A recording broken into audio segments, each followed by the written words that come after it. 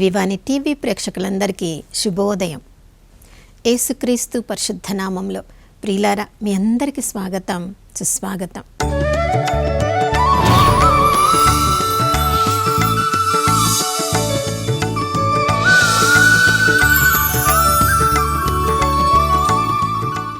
గడిచిన దినమంతా కాచి కాపాడిన దేవునికి మనసారా వందనాలు తెలియచేద్దాం. ఈ నూతన ఉదయంలో కూడా నమ్మదగిన దేవుడు, విశ్వసనీయుడు మనందరినీ నూతనంగా తన ప్రేమతో, కరుణతో ఆశీర్వదించి ఉన్నారు. ఈ రోజంతా కూడా దేవుని చిత్తంలో మనం జీవించుదాం, దేవుని మహిమ కొరకు జీవించుదాం.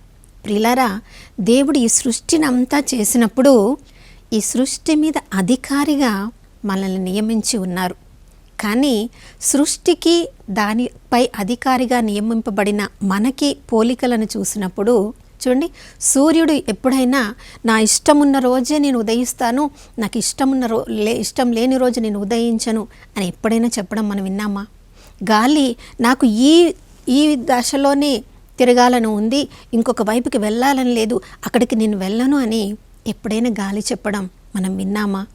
నాకు ఈ పట్టణం మీదనే వర్షం కురవాలని ఉంది, ఇంకొక దేశం మీద వర్షం కురవాలని లేదు అని వర్షం ఎప్పుడైనా చెప్పడం విన్నామా? ప్రియులారా, సృష్టి ఎంత చక్కగా దేవుని చిత్తానికి విధేయిస్తుంది.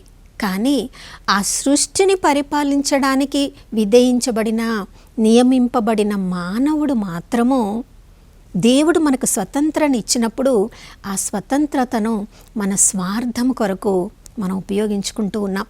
చూడండి, దేవుని దగ్గర నుంచి అన్ని బహుమానములను మనకు కావాలి, దేవుడు మనల్ని ఆశీర్వదిస్తూ ఉండాలి. మరి మనము ఆశీర్వదింపబడినప్పుడు ఇతరులను కూడా ఆశీర్వదించాలి కదా. అందుకు కదా దేవుడు మనల్ని ఆశీర్వదించేది. చూడండి, మత్తయి సువార్త 10వ అధ్యాయం 8వ వచనంలో, మీరు ఉచితముగా దేవుని దగ్గర నుంచి పొందితిరి కాబట్టి ఇతరులకు మీరు ఉచితంగా వసగాలి అని ప్రభు మనకు చెప్తున్నారు. దేవుని దగ్గర నుంచి పొందనిది ఏదైనా మంచి, మన సొంతగా సంపాదించింది ఏదైనా ఉందా ప్రియులారా? చూడండి, యాకోబు రాసిన లేఖ 1వ అధ్యాయం 17వ వచనంలో, అన్ని మంచి వరములను, అన్ని సమగ్ర బహుమానములను ఆ దేవుని నుండియే మనం ప్రతి ఒక్కరం కూడా పొందుతూ ఉన్నాము. జ్యోతిర్మండలం అంతటిని సృజించిన దేవుడు ఆయన మారనివాడు. మనల్ని ఆశీర్వదిస్తూనే ఉంటారు, మన ప్రార్థన వింటూనే ఉంటారు, మన ప్రార్థనకు జవాబు ఇస్తూనే ఉంటారు.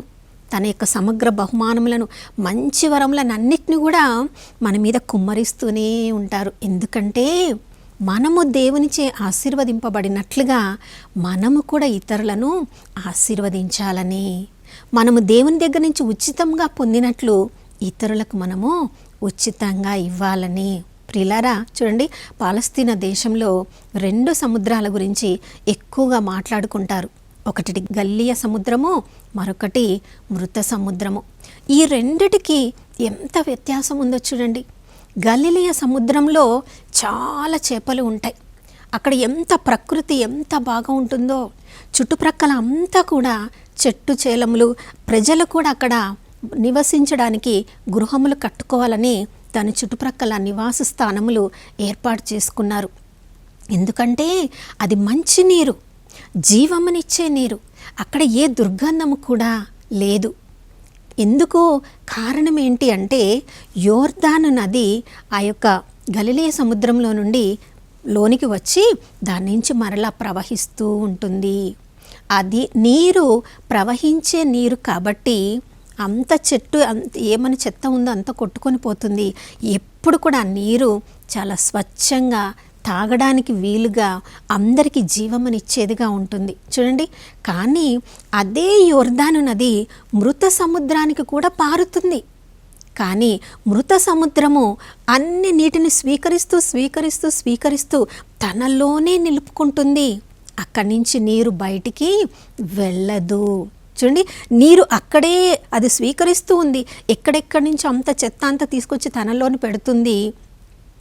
దానిలో ఆ నీరు త్రాగడానికి పనికి రాకుండా ఉంది. ఖనిజ లవణములతో నిండిపోయి ఉంది. అక్కడ చుట్టూ నివాస స్థానంలో ఏర్పరచుకోవడానికి ఎవ్వరు కూడా సిద్ధంగా ఉండరు. అది త్రాగడానికి కూడా పనికిరాని నీరు. కేవలము ఆ ఖనిజ లవణాలు దేనికి పనికొస్తున్నాయంటే ఈ మట్టి నుంచి వచ్చిన మట్టి శరీరము తిరిగి మట్టిలో కలిసిపోయినప్పుడు దీన్ని అందంగా చేయడానికి కావలసిన ఖనిజ లవణాలను అక్కడ తయారు చేస్తుంది. ప్రియులారా, కానీ శరీరానికి జీవానికి సంబంధించి ఏది కూడా మంచి అందులో నుండి రావడం లేదు. ఎందుకంటే అది స్వీకరించడం మాత్రమే ఉంది. కానీ దాని నుంచి బయటికి పంపించలే ఎవరికైనా ఉపయోగపడేలా ఆ నీరు ఏమాత్రం కూడా పనికి రావడం లేదు. ప్రియులారా, మనందరి జీవితంలో కూడా అందరికీ జీవమునిచ్చే గలిలియ సముద్రంలాగా మనమున్నామా? అందరి నుంచి అన్నీ నాకే కావాలనే స్వార్థంగా ఉండే మృత సముద్రంలాగా మనం ఉన్నామా? చూడండి, యాకోబు రాసిన లేఖ 5వ అధ్యాయంలో భాగ్యవంతుల గురించి, ఎవరైతే స్వార్థంగా మన దగ్గర పని చేసిన వాళ్ళ ఆ పనికి తగ్గట్లుగా కూడా కూలి వాళ్ళకి చెల్లించకుండా అంత ధనాన్ని కూడబెట్టుకుని భాగ్యవంతుల గురించి అయ్యో మీకు అనర్థం అని చెప్తున్నాడు ఆ లేఖలో. మీ యొక్క బంగారము వెండి అది త్రుప్పు పట్టుపోతుంది. మీరు వేసుకున్న మంచి పట్టు వస్త్రాలు అది చెదలు తినివేస్తున్నాయి. మీరు చేస్తున్న ఆ ఘోర కార్యాలు దేవుడు గమనిస్తూ ఉన్నాడు. మీరు ఎక్కడెక్కడైతే ధనరాశులు మీరు సంపాదించి పెట్టుకుంటున్నారో వాటన్నిటి వల్ల మీరు బాగా రెండవ రాకడలో ప్రభు యొక్క తీర్పు కొరకు మిమ్మల్ని మీరు బాగా బలసిన వాళ్ళలాగా తయారు చేసుకుంటూ ఉన్నారు.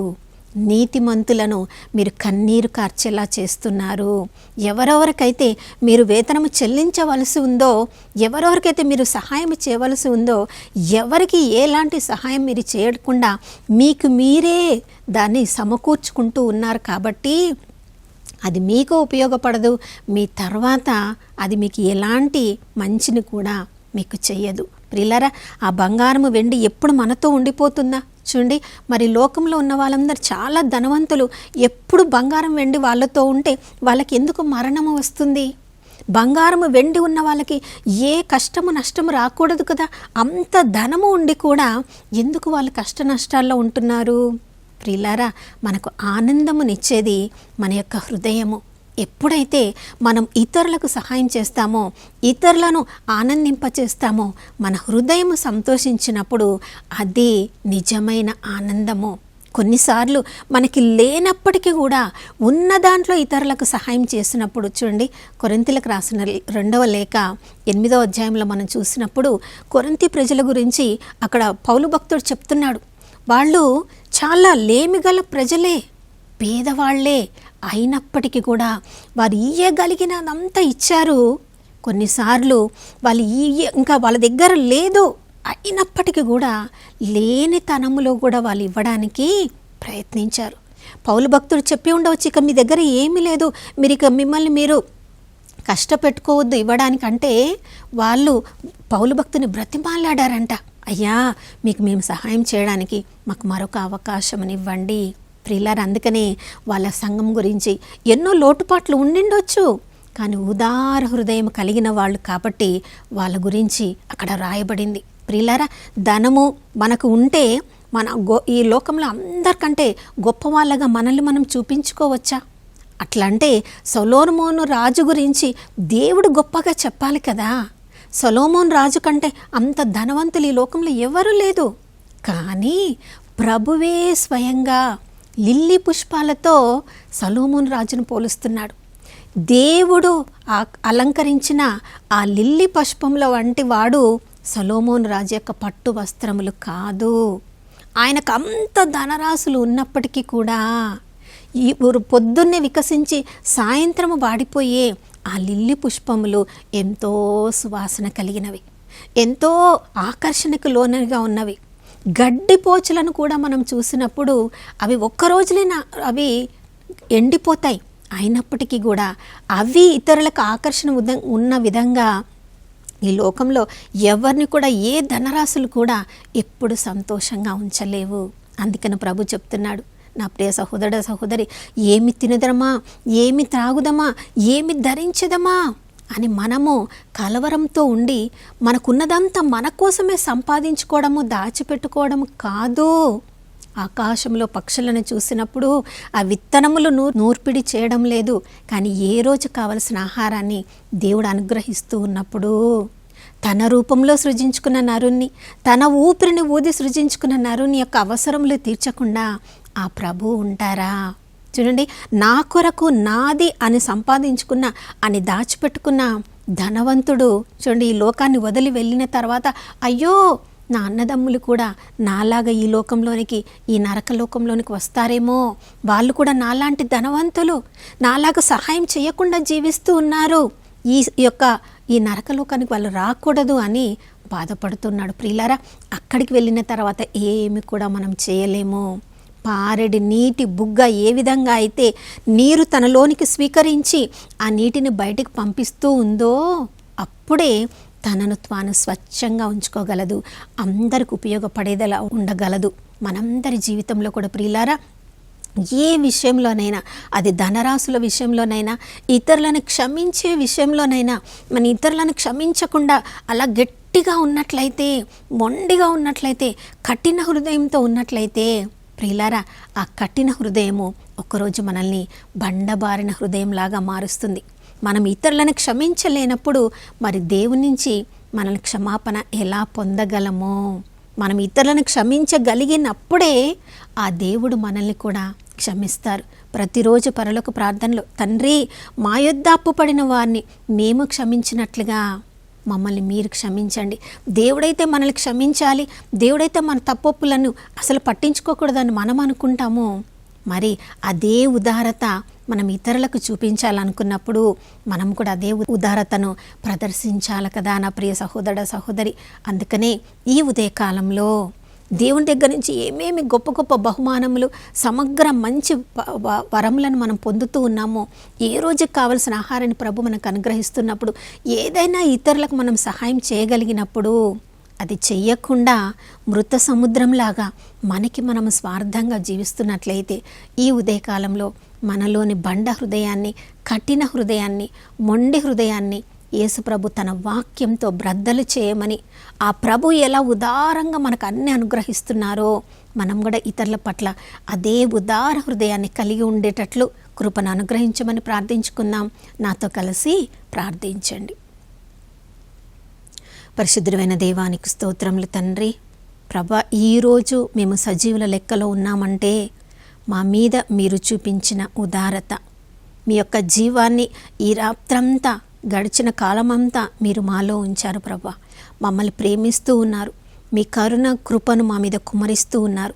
మేము చేసిన దోషములను, తప్పులను అన్నిటినీ ఎరిగి ఉండి కూడా ప్రభా మా మీద అయా సూర్యుని, చంద్రుణ్ణి మా మీద ప్రకాశింపచేస్తూ ఉన్నారు. మా ప్రతి అవసరాన్ని తీరుస్తున్నారు. అయ్యా, మీరు ఎంత ప్రేమ కలిగిన దేవుడవో అయ్యా, మా హృదయాలను కూడా అలా ప్రేమ కలిగిన హృదయాలుగా మార్చండి. మా కోసం మేము జీవించడం మాత్రమే కాదు, మాలో ఉన్నవన్నీ మా కొరకు మేము స్వార్థంగా దాచిపెట్టుకోవడమే కాదు ప్రభా, మేము ఇతరుల పట్ల ఎంత ఉదారంగా ఉంటామో ప్రభా, మీ దగ్గర నుంచి ఇంకా ఎక్కువగా మేము పొందుతాము. మేము పారెడి నీటి బుగ్గలాగా ఉండేటట్లు మా హృదయాలను మృదువైన హృదయాలుగా, అందరినీ ఆదుకునే సుతిమెత్తన హృదయాలుగా మార్చండి. అందరి యొక్క అవసరాలను గమనించగలిగిన సున్నితమైన కన్నులను మాకివ్వండి.